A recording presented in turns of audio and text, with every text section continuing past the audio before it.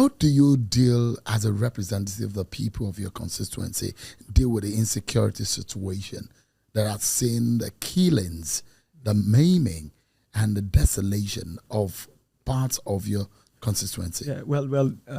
First of all, and this is not a political statement. May God bring this to an end, and may everybody we've lost, regardless of tribe or ethnicity, rest in peace. And I would like to state that it's a failure on our part. There is no two ways about it. Everybody says it, but I don't think they mean it. Without security, there's no point getting any investment into the place. My constituency is not that bad.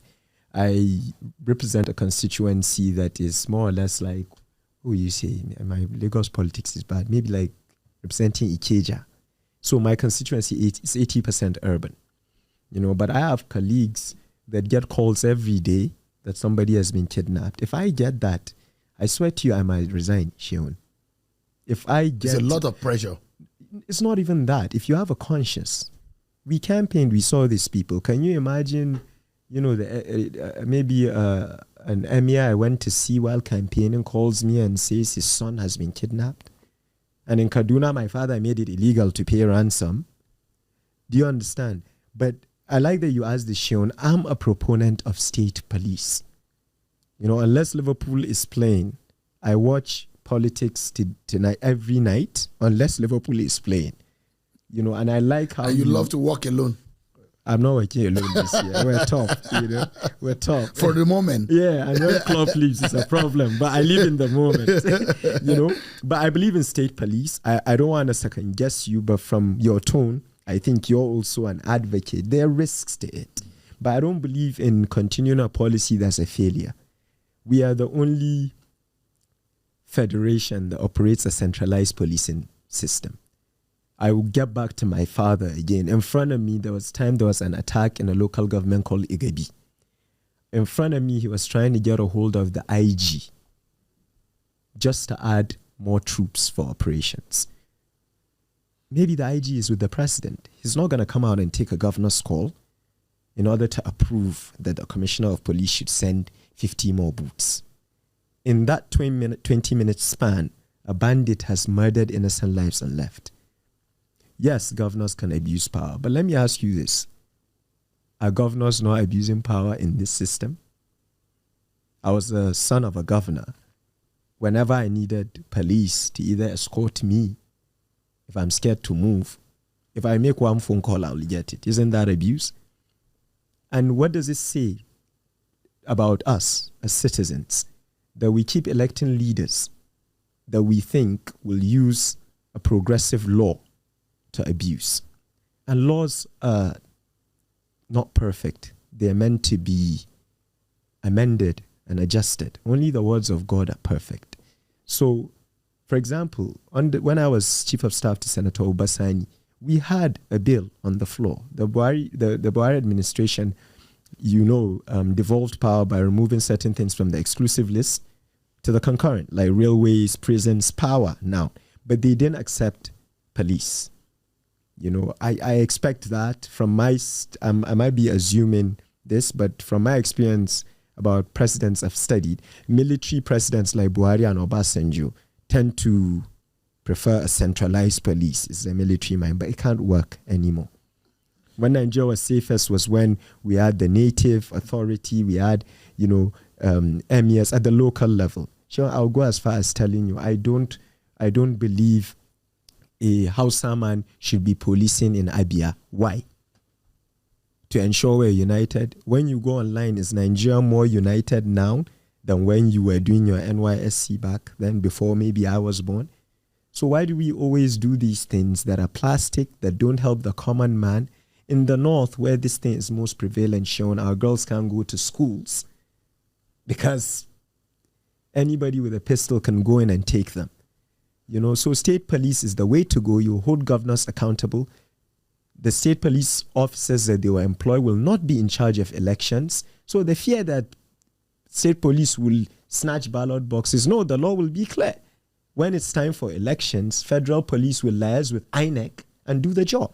And federal police will have jurisdiction in any state. Why do you think Kaduna he's been under the spotlight and under the bombardment of these bandits. But it's not anymore. No, but it's more. It looks so more. There was a time that Katsina had more bombardment. But it moved, and suddenly all the forest of Kaduna was encircled. Yes. Okay, I was going to make a joke. Have you noticed now in the media, nobody is blaming Kaduna and insecurity anymore? I was with my boss before he traveled with the president, and I said, distinguished, I still forget, I call him senator sometimes. I said, Your Excellency, you're lucky you're not El-Rufai. I was like, why? I go, well, now when there's a killing in Kaduna, they blame Ashwaji. But when my father was governor, if there's a killing in Kaduna, it's El-Rufai, or El-Rufai killing them. But if there's a killing in Katsina, it's Buhari. I'm highlighting this so people understand the delicate hypocrisy that's keeping governance and forward-thinking politics in Nigeria. The elites never talk about it. Some, when they come to your show, because you know how to get it out of them, say it. I am telling you this. When my father was governor, he also was governor. He didn't control police. But whenever there's a killing, it's El-Rufai that's doing it. But if there's a killing in Katsina, it's Buhari. Since my boss became governor of Kaduna, I don't see many headlines about killings in Kaduna, even if they're occurring. I'm highlighting that to tell you, the target was El-Rufai. The people even promoting, saying these killings have occurred. And it's bad. But sometimes, be it fake news, do it not because they want it to end. I've lost 2 siblings. I don't joke with death. I never politicize death. During the campaign, when an important politician will die and my campaign team will advise me to go to the house, I hated it. I only went twice and I told them to stop. Because now if people die, should I leave Abuja and go every time? But I think, Shaun, it's not just the Northwest. I think Kaduna has huge forests. I think Niger has been worse right now.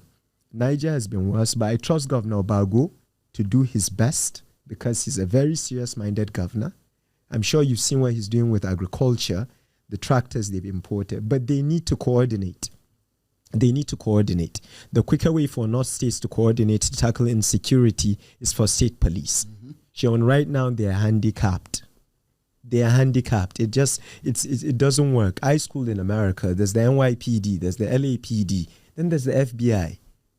They talk with each other, but you can't. Only God can sit in Zamfara and sees what happens in Lagos. What do you think for Kaduna's situation? Because insecurity in different parts have their origin, the etymology and the dynamics of insecurity. They have a DNA. I would love to ask you about that because I don't know. I still catch up with reports when I have to. I think Kaduna, like Plateau, for example, has the whole ethnic cocktail added to it. You mean the Southern Kaduna? Even the look. Because there are those who will say the Southern Kaduna scenario is a bit different from and I agree. the bandits. I think I would agree with that. Because the people in Southern Kaduna will tell you that theirs is religious and ethnic. That is not entirely true because the issue going on in Southern Kaduna, and by no means, if I'm wrong, I apologize. From what I know, is a lot of Fulani herders going to farmers in Southern Kaduna. So it's that clash. Who came first? Who came second? And things like that. So it's all connected, Shaun. And I want to put it on the record. These bandits are not Muslims. Who are they? They love their cows. They don't pray. They're illiterate. They don't even have a knowledge of the Quran. So, I mean, of course, there are those that are, but it's also something that touches on me. And I think when you speak about what I'm trying to do in my constituency and why I might not run after 4 years, I know my father says it, but I might not, it's also a failure of parenting. The North has a problem. We don't like it when somebody says it. And it's not wise for somebody to say it unless they say it in a very diplomatic way, because of how tense Nigeria is. We are overpopulated. We are undereducated. By every HDNI index, states like Zamfara, Yobe lag behind.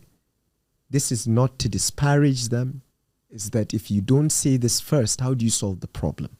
This is why I will never, ever pay for my constituents to do a mass wedding. Why?